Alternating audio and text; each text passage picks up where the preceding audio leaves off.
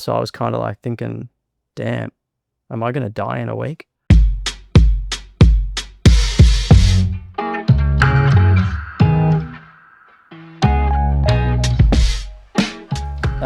Chico Leong, and I'm a collage artist from Melbourne, Australia. I guess it's just collecting images and like magazines and sticking them down and, trying to create a different kind of image. I like graphics that aren't too perfect. Like I studied graphic design, and whenever I did like, clean vector artwork, it just didn't feel right. And so then I started sort of messing around with ripping up paper and like scrunching up paper and like cutting up letters and ripping the letters and then scanning them in and then making t-shirt graphics like that. Like I never set out to be an artist or anything like that. So I always sort of thought of myself as like a graphic artist, but it took me a long time to sort of label myself as an artist, especially because I wasn't painting and doing the traditional kind of stuff.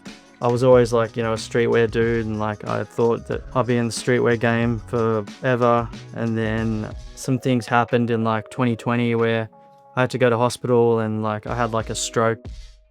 One day during COVID, I just woke up with a really bad headache, and then I just thought it was because I smoked heaps of weed the night before, and then all of a sudden like the left side of my body just wasn't working. I was like freaking out about this because I was thinking, like, I knew I was having a stroke, but I was in denial. And then I said, oh, I'm just going to sleep it off. And then my housemate was like, oh, I didn't think that's a good idea, So I went to emergency. They did like a scan, and then they found like there was like bleeding on the front of my brain. And then I was in there for like maybe like 2 or 3 weeks. They're like, oh, you could die during the operation. And like I had a week till the operation. So I was kind of like thinking, damn, am I going to die in a week? So it just made me think about like, the things that I really enjoyed and wanted to do. And like making collages is something I enjoy doing. I'm like a bit of a solo dude. So like, coming in here and like creating things like by myself, just with no one around, no one to tell me what to do. It's just like,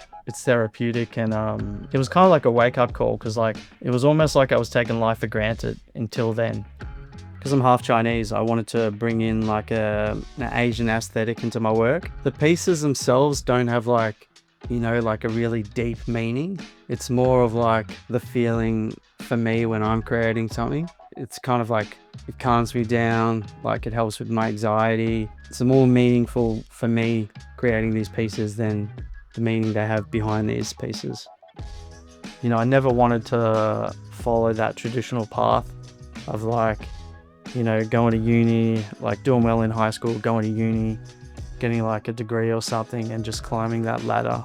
I remember like when I was like really young, I said to myself, I'll never wear a suit to work. And I've never worn a suit to work.